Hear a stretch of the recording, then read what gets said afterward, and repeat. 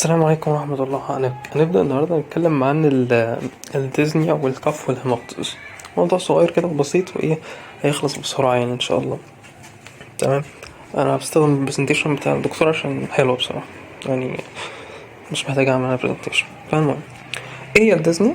الديزني هو إن البيشنت ميبقاش قادر ياخد نفسه، يجي يقولك إن أنا بنهج أو نفسه قصير ما بيكملش، تمام، أو حاسس بتقل، خلاص مش عارف ياخد نفسه. اوكي، ده بيبقى طبيعي لو انت عملت مثلا مجهود كبير قوي، قعدت مثلا تجري كتير او بتاع. طبيعي ان انت تبقى نفسك قاعد بتنهج وبتاع علشان مجهود، فقدت انت اكسجين كتير، فمحتاج تدخل اكسجين كتير وبسرعه، فقاعد بتاخد نفس وانسبيريشن واكسبيريشن بسرعه، خلاص. فلو انت عامل كده فده قشطه عادي، ده طبيعي. انما لما ما يبقاش في حاجه تستدعي ده وتبقى برضو بتنهج، فدي مشكله، خلاص. هي دي الديزني. طيب، ايه الميكانيزم بتاع الديزني؟ في اكتر من حاجه، تمام. انت مشكلتك ان انت مش عارف تاخد الهواء او مش عارف تاخد نفسك، خلاص. طيب ايه اللي ممكن يعمل كده؟ الورك اوف بريثنج، تمام. ان انت بقيت المجهود اللي عايز تعمله علشان تاخد النفس ما بقيتش عارف تعمله. يعني مثلا الاير واي يبقى مسدود، يبقى في حاجه سده، فالهواء مش عارف اصلا يدخل، تيجي تاخد نفسك الهواء مش داخل، تيجي تاخد نفسك الهواء مش داخل، فتبقى عايز تاخد نفس بقوه علشان الهواء يعدي، تمام، فتبقى قاعد بتنهج. او ان اللنج نفسها بقت ستيف، ناشفه، مش فقدت الالاستيستي بتاعتها، تمام.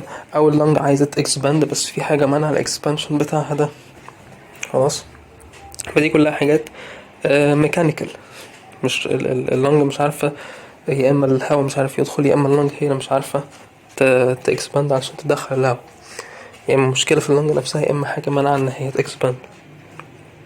طيب ماشي. او يبقى فيه increase ventilatory drive. ايه ventilatory drive دي؟ ده ال CNS هو اللي بيتحكم في الريت بتاع النفس بتاعك، تمام. فلو انت جسمك بقى فيه كربون دايوكسيد كتير، فتبدأ تقعد تنهج علشان تطلع تعمل فلاشنج للكربون دايوكسيد ده، حلو. او العكس، لو في مثلا لو كربون دايوكسيد قليل، فحاول يحافظ عليه علشان الاسيد بيز بالانس. فده الدرايف. لو في مشكله في الدرايف ده، لو مثلا هايبر فنتريشن سيندروم، دي بتبقى حاجه سايكاتري زي مثلا بانيك اتاك او كده، فبتبقى بتنهج، ماشي، وبرضه مش عارف تاخد نفسك.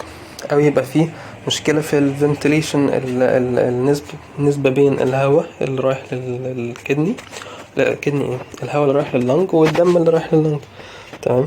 المفروض تبقى النسبه بينهم متناسقه، بحيث انه الدم اللي داخل يكون كفايه للهواء اللي داخل عشان يحصل جاز اكستشينج. لو حصل ان النسبه دي باظت، خلاص هيحصل مشكله، يا اما الدم اللي يبقى داخل كتير قوي، فتبقى انت عايز تقعد قاعد تعمل جاز اكسشينج وتطلع وتدخل بسرعه عشان الدم الكتير اللي انت مش قادر تكفي حاجته، فتبقى بتنهج. او العكس، ان انت بتدخل هواء والدم اصلا مش رايح، تمام. طيب، او انه يبقى مشكله حاجه في الريسبيراتوري ماسلز، خلاص، يعني كان بقى دايفرام او بتاع، مثلا مايسينيا جريفس هتضعف الماسلز، فمتبقاش عارف تاخد نفسك. او ده حاجه مالتي فاكتوريال، كام حاجه في بعض عملوا المشكله. طيب، ده كده الميكانيزم. ايه بقى التايبس بتاعه الديزني؟ في اكسيرشنال ديزني، يعني حاجه بتحصل مع المجهود، تعمل مجهود فتدخل في ديزني، بس مش المجهود العادي يعني، او مش المجهود الطبيعي ان الناس يجي لها في ديزني. او بوزيشنال ديزني، يعني تاخد وضع معين فيجي لك ديزني. او حاجه باركسيزمال، يعني بتيجي على فترات، خلاص. او حاجه اكيوت جت مره واحده. طيب، ايه الاكسيرشنال ديزني؟ اللي هو difficulty of breath، تمام. بتحصل مع الاكسرسايز، ماشي. طب ايه اسبابها؟ ممكن تبقى مشكله في الهارت، او مشكله في الشست نفسه، او حاجات تانية، تمام. مشكله في الهارت اللي زي ما قلنا في محاضره الهارت فيلير، ليفت ventricular heart failure، بيعمل ديزني. خلاص زي ما قلنا ليه في عشان بيعمل pulmonary congestion. طيب او لو حاجة كانت congenital، حاجة في الهارت heart disease congenital cyanotic heart disease. طيب او حاجة بقى في الشست نفسه interstitial lung disease او COPD بيجي مع الناس السموكرز. او لو في نيمونيا خلاص برضو بتأثر على الاكسبانشن وبتأثر على البرونكاي. او الانديوزد ازمة اللي بتحصل مع اكسرسايز. الناس الازماتيك لما بيعملوا اكسرسايز مثلا بيبقى بيدخلوا في ازماتيك اتاك. تمام. ولما بيرتاحوا بعد ما بيرتاحوا بشوية الاتاك بتروح خلاص. او حاجات اثرز بقى زي انيميا سيروتوكسيكوزيس اوبيزيتي. دي حاجات يعني في الشيت مثلا بطنة وكده لما بقى عايز تسأل على انيميا فبتسأل البيشنت بتنهج او بتاع. السيروتوكسيكوزيس كذلك بيبقى الميتابوليك ريت عالي وكده فانت بتسأله برضو بتنهج. والاوبيزيتي كده كده عشان هو وزنه كبير وكده بيبقى الفات ضاغط على اللنج وعلى الكلام ده فمبيبقاش عارف ياخد اكسبانشن بتاعه براحته فبيبقى برضو بينهج مع المجهود كمان. ماشي. فدي الاكزيرشنال ديزني. ماشي. هتعمل انا لما يجيلك البيشنت بتعمله اناليسيس اون ذا كورس والديوريشن بدأ امتى وماشي ازاي بقى بروجريسيف ولا ستيشنري ثابت زي ما هو خلاص ولا انترميتنت بيروح ويرجع ولا ريميتنت بيروح هو ما بيرجعش بس بيقل. تمام يعني ما بيرجعش للبيز لاين. وتعرف الديوريشن باله قد ايه كده. السكيل ده فاكسين. ماشي. بعد كده بقى البوزيشنال ديزني يعني الديزني اللي بتحصل مع بوزيشن معين بتاخده. اول حاجه اللي قلناها قبل كده الارثوبنيا. تمام. دي بتحصل لما البيشنت ينام على ظهره فبيضطر ان هو ياخد السيمي سيتنج بوزيشن. خلاص دي قلنا زي ما قلنا بتحصل مع الليفت سايد هارت فيلير وكذلك مع الاوبستي لانه لما بينام الجرافت بتاخد الفات وكل الدهون اللي هو شايلها دي بتطبق على نفسه فبيبقى عايز يقعد عشان يبعد الكلام ده عن اللنج. وكذلك في البريجننت. ماشي. او ان الريسبيراتوري ماسلز تكون ضعيفه او يكون في حاجه في البلورال افيوجن. ماشي. او اسايتس برضو اسايتس بنفس فكره الاوبستي والبريجننسي حاجه ضغط على الدايفرام او اي حاجه في اللنج سيفير لانج ديزيز. ماشي. يبقى حاجات في الهارت ليفت كاردياك ليفت فنتريكولار هارت فيلير او اوبستي. ماشي. حاجات خاص بره الهارت اوبستي اسايتس بلورال افيوجن حاجات ضغط على اللنج او مشكله في اللنج نفسها او مشكله في المسلز. ماشي. دي هتخلي البيشنت ما يعرفش ينام على ظهره يبقى عايز يسند يعني يقعد علشان الديزنيا تروح. طيب البلاتيبنيا العكس. بلاتي يعني فلات. ماشي.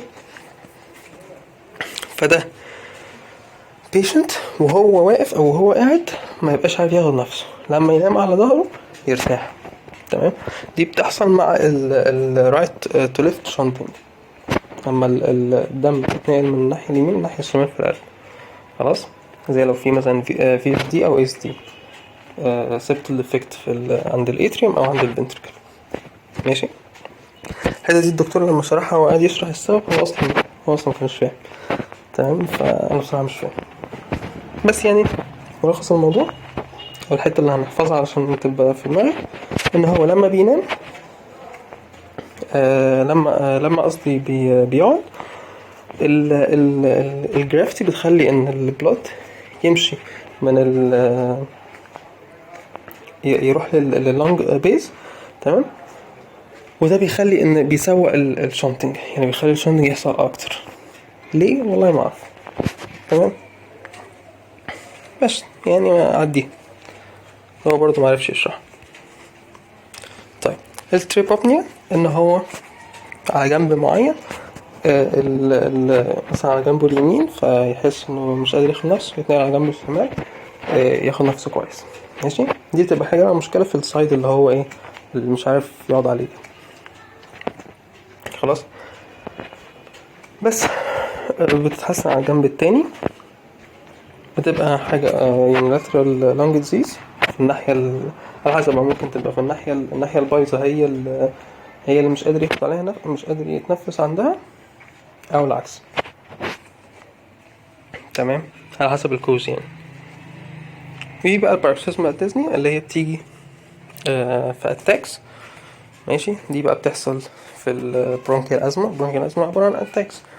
البي ان دي اللي هي الباروكسيزمال نوكتورنال ديزني، اللي هو دي انا بس نمونيك للليفت فنتريكولار هارت فيلير، ان هو بعد ما ينام بساعتين او كده يقوم نفسه طبق عليه ومش قادر ياخد نفسه وعايز يفتح الشباك وكده. او تكون حاجة سايكولوجيكال زي البانيك اتاكس، او تكون بالمونري امبولاي. كل شوية مثلا لما مثلا في دي في تي او كده، بتقوم بعت امبولس لللنج فتقفل الدنيا فتدخل في ديزني. الامبلاي تبدأ تتحرك، تقوم الثرومبوز بعت امبولس تانية، وهكذا، فتبقى قاعدة ماشية في اتاكس. طيب بعد كده بقى قالك ازاي تفرق بين البرونكيال ازمة والباروكسيزمال نوكتورنال ديزني، لأن الاتنين بيجوا في اتاكس، فمتبقاش عارف هو ده برونكيال ازمة ولا ده باروكسيزمال نوكتورنال ديزني. طيب من اسم الباروكسيزمال نوكتورنال ديزني، دي حاجة بتيجي بالليل غالبا بعد ما ينام بساعتين. انما البرونكيال ازمة لا، دي بتيجي في الصبح بدري خلاص، بسبب زيادة الفيجال تون، فالبرونكس بتقفل. طيب الباروكسيزمال نوكتورنال ديزني لا، بتبقى دقايق، تمام، كام دقيقة كده وبعد كده بيرتاح ويرجع ينام تاني. الأزمة لا، الأزمة بتقعد حبة، ممكن تقعد ساعة. الأتاك الواحدة ممكن تقعد أكتر من ساعة. تمام. البي ام دي مع الدايريتكس بيتحسن خلاص، لأن ده ليه علاقة بالبلمونري كونجيشن وكده، ليه علاقة بالهارت فيلير. فلما تديله دايريتكس الفينس ريتيرن هيقل وهيتحسن. البرونكي أزمة ملهاش علاقة بالدايريتكس، دي مشكلة في البرونكاي مسدود خلاص. طيب باروكسيزمال نوكتورنال ديزني مع الادرينالين بيبقى أسوأ، انت كده بتعلي له الضغط، فبتزود الهارت فيلير، فبتزود الكونجيشن. انما البرونكي أزمة مع الادرينالين بيتحسن، لان انت مع الادرينالين البرونكاي بتوسع خلاص عشان ياخد نفسه، فبيتحسن. البرونكيال أزمة دايما بيبقى فيه ويزس خلاص. الباروكسيزمال نوكتورنال ديزني ممكن يبقى فيه، ممكن ما يبقاش فيه. تمام. طيب بعد كده بيتكلم عن الميكانيزم بتاع الباروكسيزمال نوكتورنال ديزني. ان انت لما بتنام بيحصل distribution الاكسترا سيلولر فلويد خلاص، بعد بالجرافتي بتدخل تاني في intravascular compartment، فده بيزود الفينس ريتيرن، وبالتالي بيزود الكونجيشن، بيعمل الكونجيشن، فتحس بيدخل في الاتاك بتاعة الديزني دي. ماشي. طيب بعد كده دخل في الاكيوت ديزني. احنا كده خلصنا الاكسيرشنال ديزني اللي ليها علاقة بالاكسرسايز او بالاكسيرشنال يعني مجهود، وخلصنا البوزيشنال حاجات ليها علاقة بالبوزيشن بتاع البيشنت، وخلصنا الباروكسيزمال، وادي ده ايه، ده الاكيوت خلاص، اللي هي بتحصل فجأة. ماشي، sudden onset في خلال ثواني او minutes. ماشي، وبتبقى short duration خلاص، او ممكن تبقى rapid progressive. ايه اسبابها؟ كلها حاجات بقى acute، يعني كل الحاجات بتاعت اللي تعمل ديزني بس acute بقى.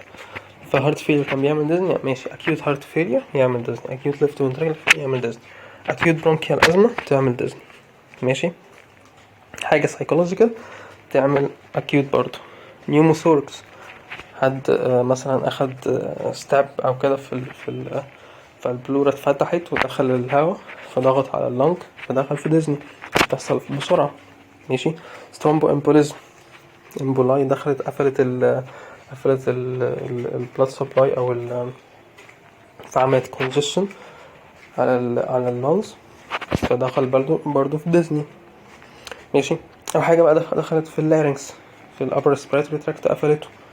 ماشي، فورن بادي او كده خلاص. فدي الحاجات اللي تعمل اكيوت ديزني، كلها حاجات بتحصل بسرعة، كلها حاجات بتحصل في ثواني. ماشي، فقلنا acute heart failure، acute bronchial asthma، تمام، pneumothorax بتحصل بسرعة، حاجة سايكو، تمام، حاجة foreign body او ثرومبوامبوليزم. ماشي. طيب بعد كده الكارديوجينيك بالمونري اديم اللي هو زي ما قلنا في الهارت فيلير، الإديمة اللي بتحصل في اللنج بسبب القلب. خلاص. فالأكيوت ليفت هارت فيلير نفس الفكرة اللي قلناها المرة اللي فاتت، إن كان بقى بسبب acute myocardial infarction أو hypertension أو الفالف prosthetic valve. تمام. اللي هو الصمام الصناعي ده يحصل فيه مشكلة، أو حد أصلا عنده chronic heart failure بس عمل حاجة تانية دخلته في الديزن. تمام. يعني هو شخص عنده chronic heart failure وبياخد العلاج وكل حاجة، بس بقى غلط هو غلطة خليته ايه يدخل في الإديمة دي. تمام. زي مثلا ان هو اكل ملح كتير فزود الصوديوم ريتنشن، فزود له الضغط، زودت له المشكلة فعمل له بالمونري إديمة. او ياخد مثلا حاجة زي يعمل له تاكيكارديا، فده هيخلي له برضه فيه مشكلة الهارت فيلير هيزيد، فهيحصل بالمونري كونجس او كورتيكوستيرويد، او تكون واحدة ست وتبقى pregnancy برضو بيسوء الموضوع اكتر. تمام.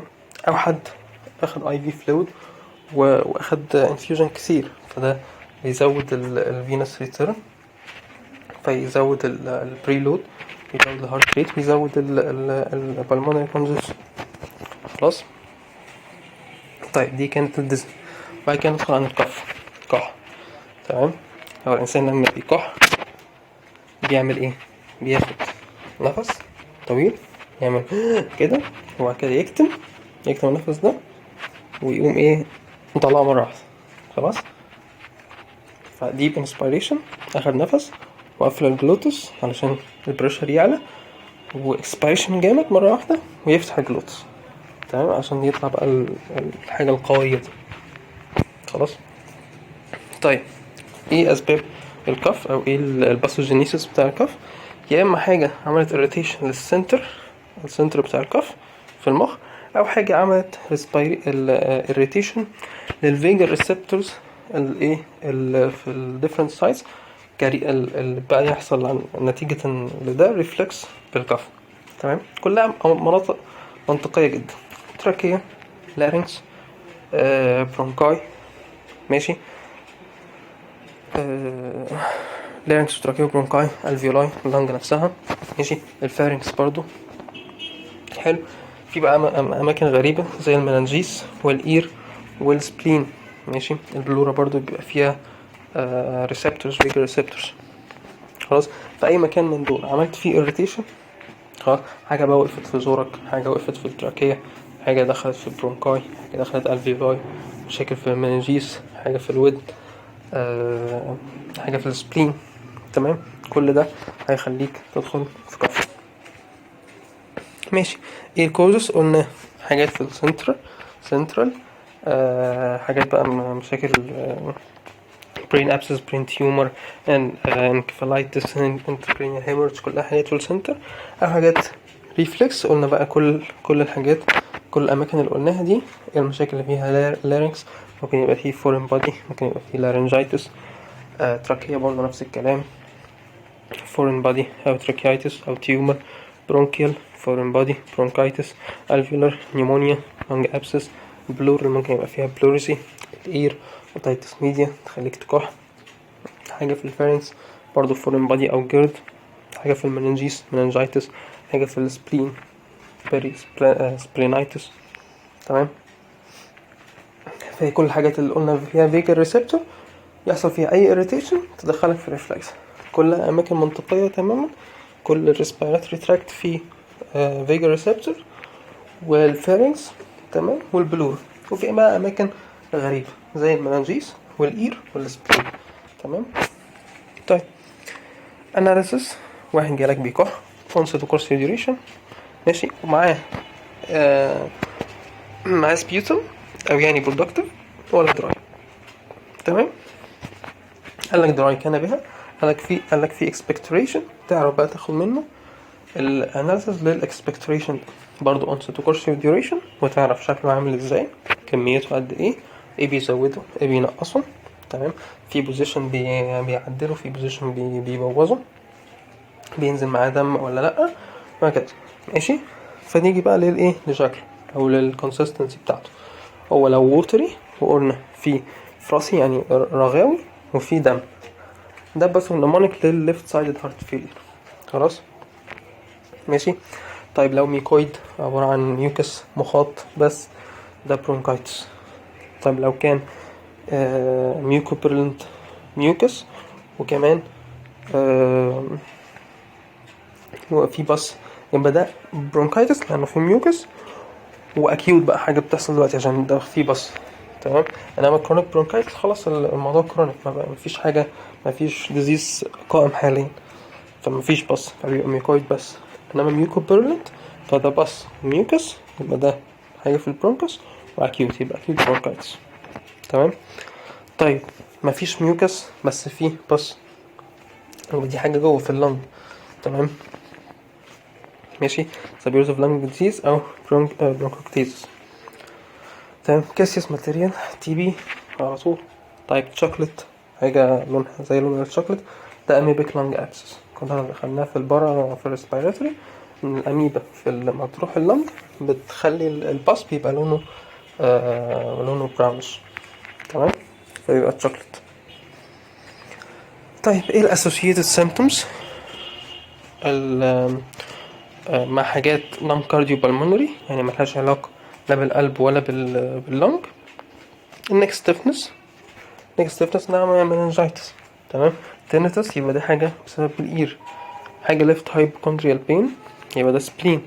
بلورا، بلوريتك تشست بين يبقى ده بلورا دي مثلا هورسون اوف زويس، فدي حاجة في اللارنكس، تمام. دي الأسئلة يعني اللي تعرف بيها هو ايه السبب، تمام. لو كانت حاجة بره الريسبيراتوري تراكت او بره اللنج يعني، وبره القلب برضه، تمام. طيب علاقة الكف دي بالبوزيشن بتاعه، تمام. ايه الكف اللي بتزيد مع اللاينج فلات زي ما قلنا؟ الارثوبني، تمام. الارثوبني بيبقى معاها كف، فليفت هارت فيلير بيبقى معاها معاها كف لما تينام على ظهره، تمام. او تبقى مع الاكسجن، مع المجهود الكحة بتزيد زي ما قلنا في الاكسجن الديزنيا الازمة.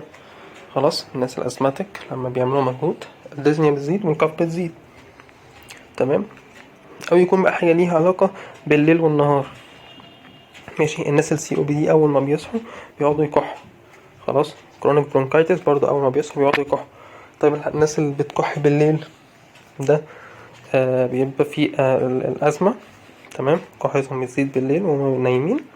والليفت برضو هارت فيلير، قلنا بروكسيزمال نوكتورنال ديزنيا برضو بيبقى معاه كح، ماشي.